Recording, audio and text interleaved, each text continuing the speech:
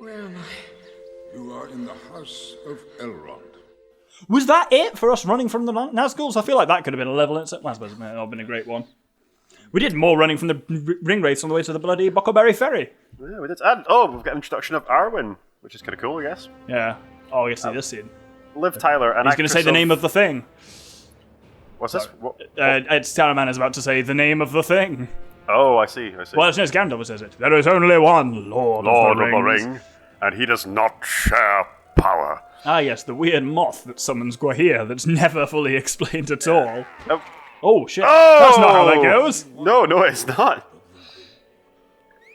So there are just so many really good performances in the film. Like Ian McKellen as Gandalf is just outstanding. Both of these were very good, like him and the fact that I kind of only realised after seeing Christopher Lee in it, reading back through the books and all this stuff about like how the power of Saruman's voice and stuff like that. It's like, Of course it was Christopher Lee. Though Christopher Lee met Tolkien in person and was specifically given Tolkien personally gave Christopher Lee his blessing to play Gandalf in any film adaptation. But by that point, Christopher Lee was like, I'm too old for like the action stuff later on. Yeah, I heard that. Because he was like 80 even at the time of this. What's really bizarre is that they seem to have aged Elrond up. I mean, he's 3,500 years old. Yeah, but he's an elf. He doesn't age. That's the whole point of being an elf. I guess it's to make him look different to how he did it in the Second Age.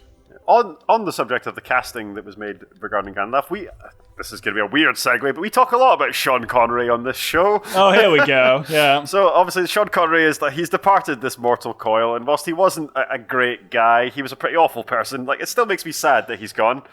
Yeah, but he was offered the role of Gandalf. Yeah, No. I think. Did you not know this? No, I knew it, and I'm dubious of whatever casting director thought that would be a good call. Can you imagine the Bridge of Khazad-dûm with Sean Connery? Fire forward. This is the secret fire. You shall not pass. I'm a servant of the secret fire, wielder of the flame of Arnor. That'd be awful. I'm actually missing the opening crawls. We don't get a chance to show off our Lord of the Rings voiceover. So yeah. Apparently, he turned down the role of Gandalf because he didn't understand the script, which is probably for the best. Yeah. Oh god, they have aged Elrond up actually. Yeah, Elrond with his 80s headband, loving it. I love it. At any point, Elrond could have told Gimli, "It's indestructible, don't do that." But he just lets him break a perfectly good axe. Merry and Pippin are there wearing false noses and moustaches. I have clocked that now. Sorry, on you go. I really like the Council of Elrond scene. Yeah, I like it in the film. In the book, it's like an entire chapter. It's mostly talking about, so what's up with Tom Bombadil? For like. I really like it. It's one of the few times that we get insight into the politics of Middle-earth. Yeah. Because most of the time it's just people in the wilderness, but this is where we actually get to see how the Middle-earth's government works. I feel like that could have been perhaps interspersed with the adventuring rather than have one chapter of solid politics in amongst everything else. Perhaps. I enjoy it, though. And it was, again, the whole, you have my sword, and my bow, and my axe. It's fucking brilliant. It's nice to see that Gimli is still comic relief. Yeah, but everyone's comic relief in this, at least. I really like the way they use, because I think these films did need comic relief that isn't there in the books or anything like that, and I actually quite like using Gimli as it. I'm okay with it. I am also okay with it. I know that some true Tolkien nerds, people who are even nerdier than you and I, get really upset that Gimli, the kind of proud dwarven warrior, he's just kind of comic relief. I get why they're upset, but... Oh, yeah. I want to see what fucking demon Bilbo looks like. Oh, Jesus. This is also horrifying in the film. There's a couple of frames, and if you pause on them, it's horrifying. The amount of makeup and stuff on him to make him face, it's awful. Again, speaking of veteran actors who do incredibly well. Yeah, Ian Holm. Also no longer among us. Yeah, he died very recently, actually. Made me very sad. Yeah. Ian McKellen did a lovely tribute to him. Apparently, Ian Holm is also an old Shakespearean guy, and Ian McKellen did a lovely tribute to him on his social media. How old is Ian McKellen? He's got to be, unfortunately, approaching the Rainbow Bridge. I think he's up there. I think he's got to be in his late 70s now. Yeah. I think him and Patrick Stewart are about the same age, and they're both, in their 70s with their bromance. My favourite thing about the Patrick Stewart Ian McKellen bromance is that at his latest wedding, because Patrick Stewart's been married 1,000 times, but at his latest wedding, Ian McKellen presided over the ceremony. Oh, nice. I always forget, because I've like seen their bromance and stuff like that, I always forget that Patrick Stewart isn't gay. Yeah, he's like heterosexual. Yeah, I always assume like that at some point he's like dated Ian McKellen, but no, they're just friends. But of course, Ian McKellen is famously very gay. Yeah, he's. Oh my god! Can we play as any member of the? We can play as any member of the Fellowship. Oh, this is the nice thing as well, that you can select them on that wheel rather than actually having to go up to them and press Y on them. That's a really nice. It's a very nice touch. I'm Boromir now. That's cool. Again, Sean Bean does very well in this film too, with a very limited. He's not got a lot of screen time either. No, I'm always amazed by actually how, but again, when you watch it back, how little screen time he gets. I really like Boromir as a character. Son of Sheffield, there. Is he from Sheffield? Yep. I thought he was a Yorkshireman. Well, I suppose that Sheffield is in Yorkshire. You fuck. Excuse me for like my English regional geography not being on Clearly, point. Yeah, no. Largest city in South Yorkshire. You got really, really aggressive there. Leaping to the defense of your hometown. It's a whole thing. Yeah, like there's often a thing of people not even believing that I'm from Yorkshire because I don't sound particularly northern. You do not sound like you're from Yorkshire at all. Funnily enough, though, definitely my, if not accent, at least my northern dialect is now. It's definitely coming back now. I'm back in Yorkshire. Like years in Scotland and then the Midlands, it's faded a bit. But now I definitely notice I'm saying words and phrases that I wouldn't have previously used. But yes, unfortunately, not all of us from Sheffield can't all sound like Sean Bean. He's an absolutely lovely, lovely voice. Unfortunately, he is also... What a lovely, lovely voice. He's also a huge twat. Oh, is he really? Oh, don't tell me that. He was... Not long ago, he was arrested for battering his, I think, 4th or 5th wife. Oh, dear. Oh no, not Sean, not Boromir. No, if you want a good wholesome northerner to look up to, choose Christopher Eccleston. I do safer like that way. So for your viewership, maybe who aren't aware, Christopher Eccleston is the man who played. Is he the ninth Doctor? Ninth Doctor, yeah. Doctor. Well, I read a very long interview with him recently. Apparently, he was really struggling to get work because the poor man, he had massive mental health problems last year. And he was actually institutionalized for a bit. I think I'd heard that, actually, yeah. Yeah, he spent some time at a psychiatric hospital. But just because he had very, very bad depression and like to the point where he was hallucinating and there were all sorts of horrible things happening to him. So he had to get help and he went to a psychiatric hospital for a while. But he was open about this and he's discussed it in the press, that men's mental health is important and people should be aware. Christopher Eccleston, a famous actor, this is what happened to me. But since he went public with that news, he's not been offered any work whatsoever because he's seen as too much of a liability to employ. And that's... Right, okay, right, let's get controversial here. You've seen, I assume, the stuff with Johnny Depp. Yeah. We're on shaky ground now. But yeah, all I will say is, obviously, we don't know for sure. This cases are ongoing. No one knows what the real story is. But unfortunately, the narrative that's there is, hey, men, don't worry, speak out. It's okay to not be okay. But if you look at Christopher Eccleston, Johnny Depp, it's like, maybe, unfortunately, there are negative consequences very much demonstrated to speaking out. And perhaps he's lying, perhaps he is just a wife beater or whatnot. Perhaps him and what's-her-name are both as bad as each other. We don't really know, but it's icky. It's all very icky. Very icky. That's a very technical way of putting it. Oh, the Hobbits. Fucking right, okay. That's cool. Legolas can just jump on the snow. Oh, he's nobody tosses a dwarf. So I guess small characters can't wade through heavy snow. Outstanding. There's a really wonderful sequence in the books where they emphasize just how strong and manly Aragorn and Boromir are. But what they do is that they tunnel through the snow. So Boromir is so monstrously strong. And the snow is so deep that he just burrows through the snow with his bare hands. It's not even that he clears the snow; they burrow through it because Boromir is just such a badass, apparently. Yeah, see, in the cartoon, tall characters can throw Gimli towards cracked leg up. So there's those crack things I can take out. So if you toss me up there. Hang on, I get to toss Gimli the dwarf as Aragorn. All of my childhood fantasies are coming true. Yeah, and what are you doing with fucking Samwise? I'm trying to pick you up. I'm here. I'm right here. Hold still. I am holding still. Nobody tosses a dwarf. Ha! Oh, fucking got me. I think you have to use X to throw me. Yeah, I'm trying. And Here we go. I was too far away. Here we go. There we go. Yeah! And obviously you won't have heard this, but the viewer will have heard John Rhys Davis's roar when that happened was brilliant. That was so good. Yeah, I always find Christopher Eccleston an interesting one in Doctor Who as well, because I really liked him in Doctor Who. I really like him but too. He specifically said he did not want to do multiple seasons because he didn't want to be typecast as like the Doctor.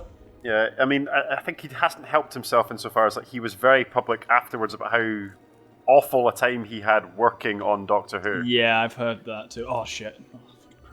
And then he was very critical about his time because he's Malekith. He's the Dark Elf. Yes, I always forget that film actually exists. Yeah, but he's described that process as apparently working for a big Hollywood studio. He said it made him feel like a whore, which I mean, again, is probably not helping his employment situation. No. Yeah. Which is not. Again, like I have massive admiration for the man for like coming out, especially in his position of someone who's in the public eye and being open about his mental health. But yeah, I don't think he didn't help himself with those comments. No, perhaps not. Right, I can take up this thing again. There we go. Oh, playing as Lego Gandalf. This is actually quite fun. I'm enjoying this. It's nice because there's a lot to do. I think most of the characters having unique abilities is quite nice. Yep, it's a much bigger party than in Lego Star Wars 2. Yeah, I mean, there's 9 of us, obviously, but you knew that was going to be the case. So, again, more Lord of the Rings chat for you, but like Elrond, apparently, when they're all in Rivendell, he advises to because they don't want to take many people because the more people they travel with, the easier it is for Sauron to detect them, and the more spies he can set on them, and like it's harder for them to go undetected across Middle-earth, blah, blah, blah, blah. So Elrond advises that like they take a couple of like elven lords with them. So like he Glorfindel, I think. Yeah, Glorfindel. He's like, why wouldn't Glorfindel go with you? I mean, like I can come with you if you want. But like Gandalf's like, no, we're gonna take 4 hobbits, and 2 of them have to be a gardener and this kind of like member of the Conservative Party. Yeah, it's.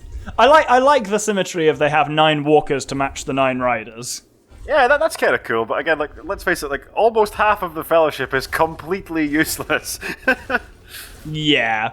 And again, like, Will of the Valor and all that stuff, like, if Merry and Pippin hadn't gone with them, then the Fellowship wouldn't have broken, and Aragorn wouldn't have ended up in Rohan, and, like, it wouldn't have all worked out the way that it did, but, like, nevertheless, like... It's very convenient, isn't it? If you're Elrond in this situation, and Gandalf wants to bring a 3-foot-tall gardener on the desperate quest to save the world, and you're offering him, like, a warrior with... Well, Gandalf's point I can see, which is basically that in some ways, fellowship is as important as overt combat prowess or whatever. Yeah, and again, like as we were discussing, like part of Gandalf's magic is just that he's wise and like just inspires people. Correct. I mean, that's his when he's very briefly mentioned in the Silmarillion. Oh my god! Yeah. I've got a shield. Oh yeah, of course you didn't play as Gandalf when I did. Yes, that's amazing. Huh. Can I just do that anytime I want? I could just have a shield? This is amazing! Yeah, no, it's when he gets his brief shout out in the Silmarillion, his, like, not Gandalf, but, like, basically his like, Maya form, Olorin, it's basically, like, he doesn't, Tolkien specifically says, he doesn't play much of a role in this tale. His power comes in the Third Age when he inspires courage in the hearts of man. Yeah, it's like, basically, that's what his power is as a Maya. I remember what's the really, really good... line, I think maybe from Deleted Scene or something, where he says, it's like, I kindle hope, the secret fire of Arnor. Fun fact, that is not from a deleted scene, that's from the video game. It's from the video game, where they basically got Ian McKellen to record a load of narration for it and wrote some new stuff, and that line is basically, I kindled hope, the secret fire of Arnor in the hearts of our allies. It's quite cool. What is this? You appear to have built a ballista. Is it a ballista? Looks like it. Yeah, it's a ballista. No, it's like a grapple machine. gun. A flying machine. Yeah, I don't remember this part of Caradhras, actually. Oh shit! There we go. Those rock giants, I'm pretty sure. Is it in the Hobbit? Like the thunder giants. Who just massive giant dudes who throw rocks at one another. Yeah, that felt very D&D, definitely. I think in a lot of ways, oh right, okay. We need to stop doing that. Yeah, I think so we don't seem to be able to do that as these characters. Are the hobbits better at that? I don't know. I don't know. Can we get up here at all? This is the nice thing about the split screens. We can kind of do our own thing somewhat more. I do want to. I think Legolas can jump higher. Let's try. Oh, is he just going to fucking stand on it or something? I don't know. Yeah, that's there we go. Okay, cool. Awesome.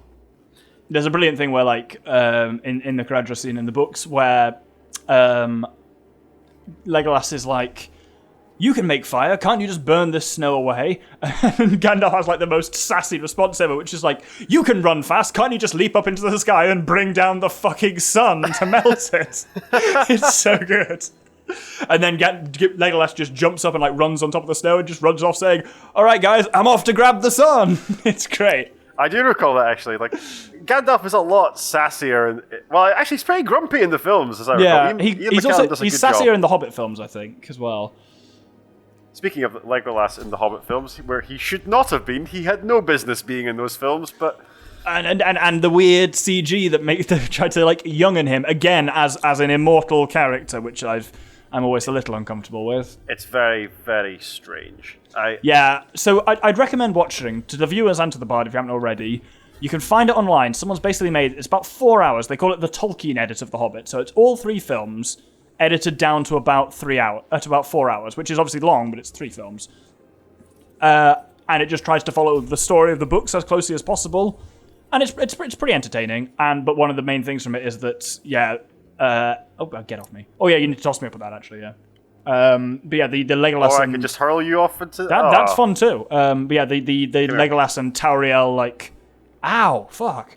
That subplot is just entirely removed. Like, Tauriel is not even in the Tolkien edit. It bothers me that, like, this classic work of fiction. So The Hobbit might be one of my favorite pieces of literature, if not my all-time favorite piece of literature, and it bothers me that, like, studio executives decided this was not marketable, despite it being the most popular work of popular fiction of all time. But like, apparently it wouldn't fly unless there was, like, a love subplot, and just no. See, I'm not a huge fan of The Hobbit. I never read it much when I was a kid. Oh, really? And no one will deny there is a tonal shift between The Hobbit and The Lord of the Rings. I don't really like the tone in The Hobbit of it as a children's book. Like, sure, yeah, like my mum read it when I was a kid. I enjoyed it enough, but I definitely liked Lord of the Rings more. See, like, I genuinely prefer The Hobbit, I think, to Lord of the Rings. I think it's just a superior work of literature. I think it's a better work of literature. I think The Lord of the Rings is a better work of mythos and legendarium, essentially. Like, yeah. I don't get me wrong. Somehow, I'm going to have to clarify this, despite the fact we've been doing this for an hour and a half, so anyone who's been watching will know, but I like The Lord of the Rings. Just a little bit, but... Ooh, you're building something.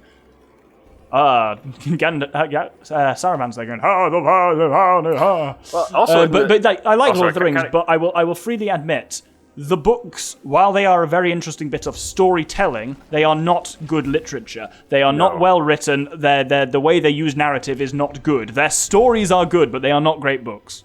No.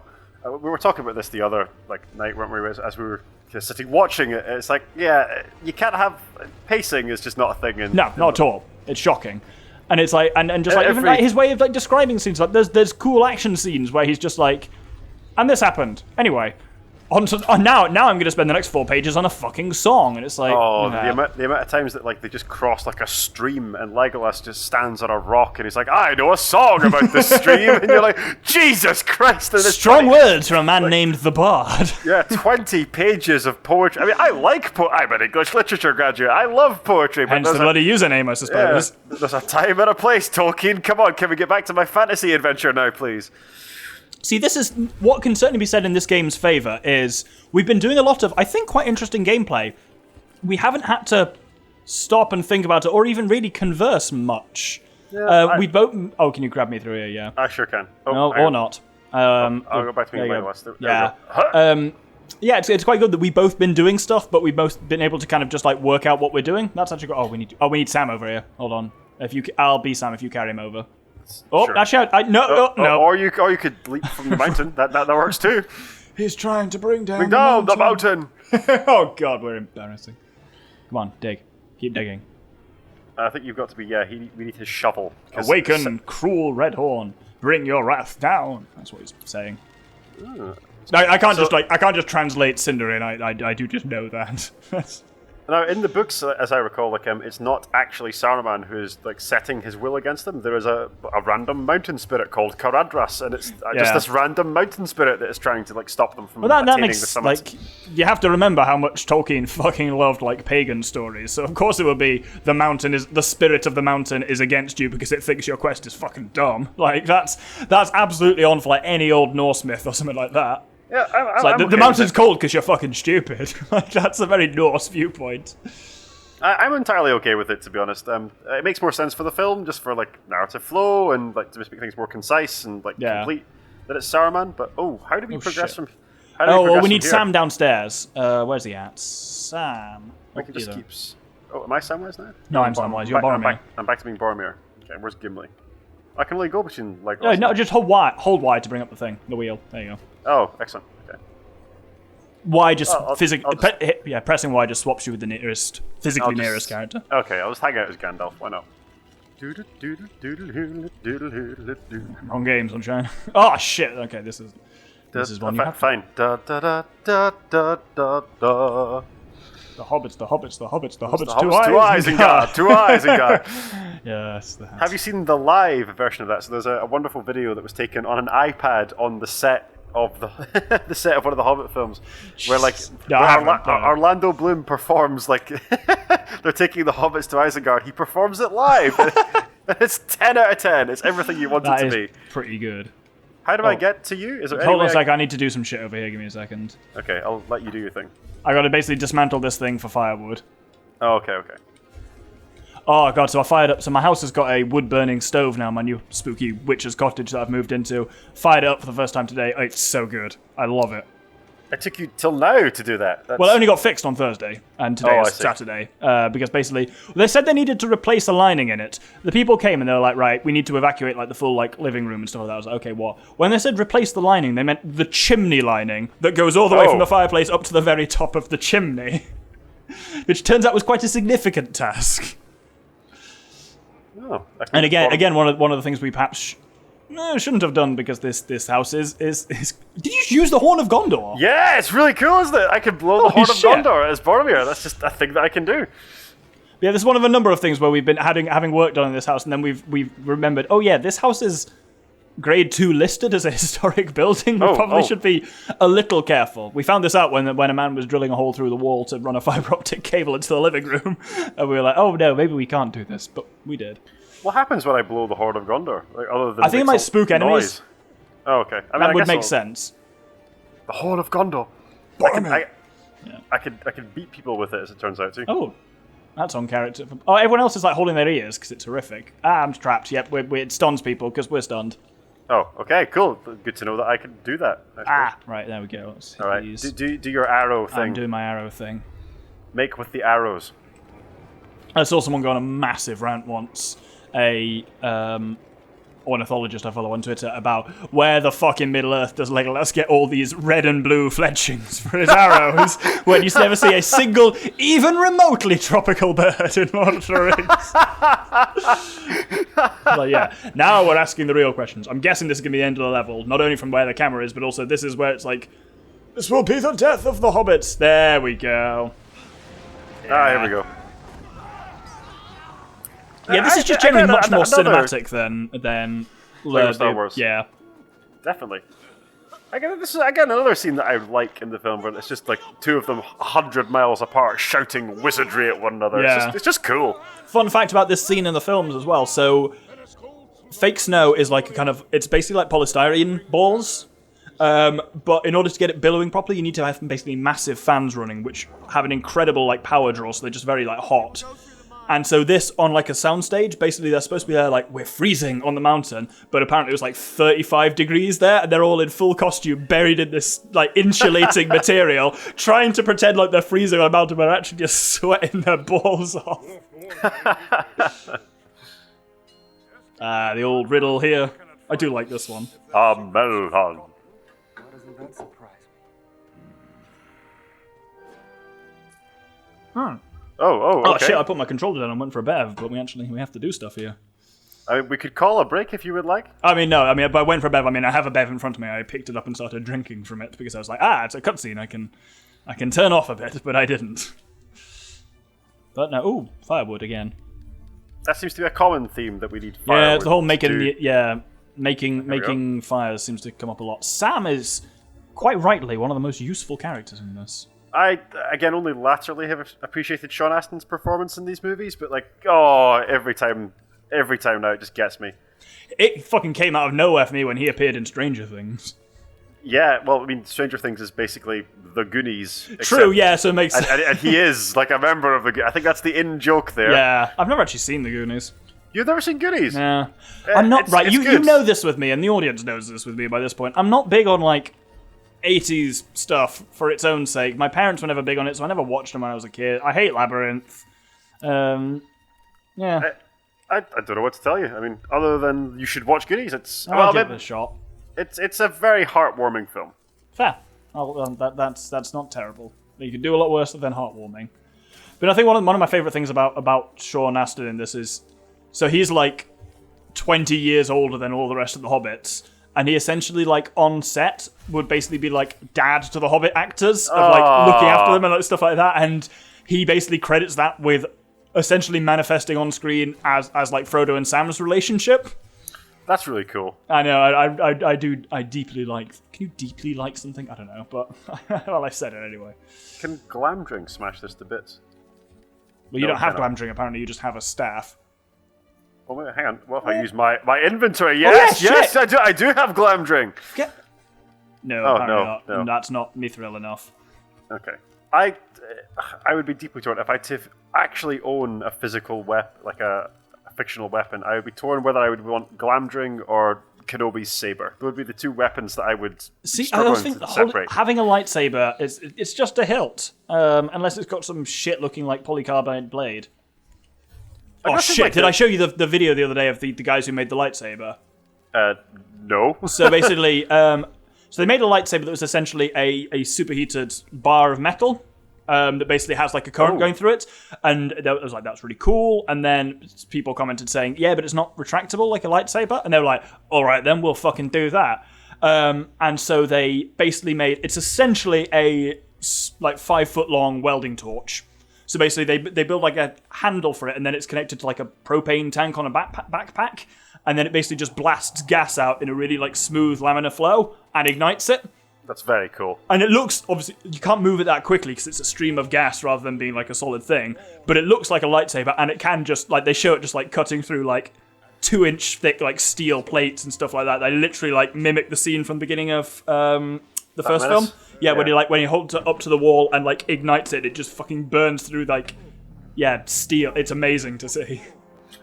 Please link that to me. Like, I will. That's a thing I want to see. But also, there's the build cost of it was somewhere in the 10 grand region. Oh, okay. Because basically, so the valves that you need to get the gas flowing out fast but completely laminar, they are not cheap. They're basically glass blowing valves. What they essentially did is basically just build a massive welding torch. So, right, this thing seems to have weak points. I guess we're fighting the Watcher in the water then, aren't we? Yes. I always wish the book gave a bit more on the Watcher in the Water. I always found it vaguely interesting. It's like a monster created by Morgoth, isn't it? It's just... Yeah, I mean, again, I wish more information were given. Yeah, it's just been forgotten about. Like, so many things have been left. So much has been forgotten. There are older and fouler things than orcs in the deep places. Actually, we're literally coming up to that line. Right, how did you stun that first one? Can you do it again? I don't know. I think it just... There we go, there's your moment. Yeah. But I don't seem to be able to shoot arrows at it particularly accurately. Yeah. Oh, again, there you go. No, I think... Oh, I don't know. Yeah, another boss fight where we're just kind of stuck doing not much. Yeah. See, they've all got that like weak point where you can set them. And honestly, these things look more like fucking Doc Ock's tentacles than they do like the Watcher in the Water. Yeah. I'm not quite sure what we should be doing. But like, well, we got one of them, but is there anything we can like throw at it? I'm Boromir just now. I don't know if that actually means anything. So they flash like that, and then they attack. And I think that's the moment we can actually... Yeah, there we go. Yeah, you just gotta wait for them to attack, and then you can deal some damage to them.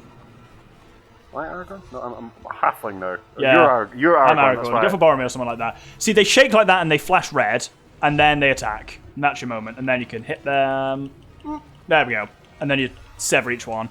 Oh, excellent. Okay. But again, it is just waiting for them to attack. And Legolas is fucking useless here. Switch to Boromir or something like that, I'd say. Okay. So that one's going to attack next, that one to the left. There we go. Shh, shh, shh, shh, shh, shh. No, you can't even hear the audio cues, but take my word for it, it makes that sound. Okay, cool. Thank you for providing that excellent audio overview for me. That's what I'm here for. There, it's doing it now, and then it'll strike, and then you hit the weak point. Slash it. Kick There we ass. Oh. I don't think any of them can swim. Boromir keeps like, oh, there we go. That's the big Cthulhu beastie. Yeah, they did really go full Cthulhu with the design of him. And you've got a little Lego crab stuck to him on the left there. Outstanding. Oh, right, we need Gimli. We need to toss Gimli into it. Right, I'll Gimli up. Right, give me a... Ah! Oh, no, he killed Gimli! I don't remember that scene in the films. Right, I'm here. If you come over here and grab me, I'm literally in front of its gob here. Right, where's Boromir? Well, any man will do it. I need non-hobbit. There you go, right. Okay. And go for it. Right, get it! Ugh! Fastball special! Nice. 10 points. 10 points at home if you get that reference. Nope, there's Frodo up there. How do we get to him? Oh, he's got a special sword. That's worth knowing. Who? Frodo? Oh, yeah, Sting it's is glowing, a yeah. special sword. Right, okay, can you shoot it in the face with Legolas? I sure can. Right in the eye. And make that noise. Yeah. That's actually like a combination of like a walrus and a bear or something like that. Isn't that the noise they made for Chewbacca? He was like a walrus and a bear, I'm sure. Walruses are a classically used one. Because walruses make some fucking weird noises. So do seals.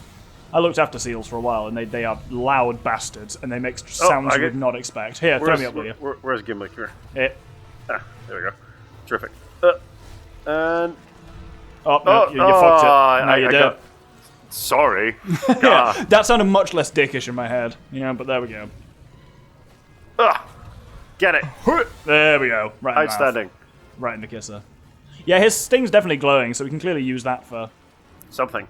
Well, we can use it for taking on Mordor metal right now. You need to shoot me in the mouth again, yeah. Okay, I guess we'll have to do this a third time because... I'm going to say... Oh, no! Apparently only 2. It's normally 3 times in games, but there you go. That's just not how boss fights work. Exactly. He's fire. Brilliant. Absolutely brilliant. Again, I'm having much more fun with this than I did with LEGO Star Wars. I would agree, definitely. And I liked LEGO Star Wars, but that was basically because we did a Star Wars podcast. Yeah, I mean, I'm enjoying doing the Lord of the Rings podcast. Yeah, but I think the gameplay is also it's more interesting, and it's giving us a bit more to play off as well. Yeah, I mean, it also helps that we undoubtedly know more about Lord of the Rings than we do. And we're not bad with Star Wars, but yeah. It also helps that we have a much better tech setup this time. That you have a controller, and you have a better looking video feed as well, I think. Indeed. And you've got better audio. Most people will notice, yeah, the bard no longer sounds like he's recording this from inside a bin. I'm not sure how the sprite's going to chop this into... There's no natural stopping points, because the levels are like an hour long. Well, we've been going for an hour and What the fuck is a mithril cluster bow? I think it is what you think it is. What, like a machine gun bow? A machine bow, yeah. Maybe it's... when Legolas does something where he loads 2 arrows in and fires at the same time? Maybe it's that, I don't know. Okay.